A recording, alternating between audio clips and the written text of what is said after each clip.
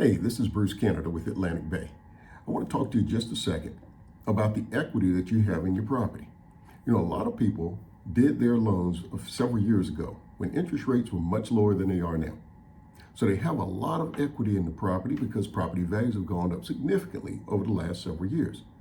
But you want to utilize some of that equity and not necessarily want to use or refinance that current mortgage that you have because it might have a great interest rate.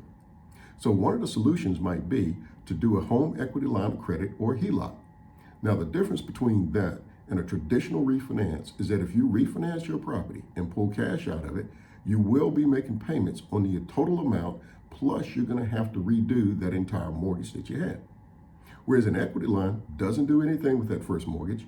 You will have a second mortgage based on a percentage of the equity that you have, and you'll make payments based on the amount of equity that you draw at the time. Usually the interest rate is going to be based on prime plus or minus some factor, but it's definitely a better way to not necessarily utilize or change that first mortgage that you have. And usually with the blended rate between that first mortgage and that second mortgage or the equity line, that rate's going to be considerably less than any credit cards or any other debt that you have that's from an unsecured standpoint. You can use this, the equity that you pull out on a HELOC for things like a college education, paying off debt, and maybe even buying a new property. So if this is something that you're interested in, feel free to give me a call at 336-210-9534. I look forward to the conversation.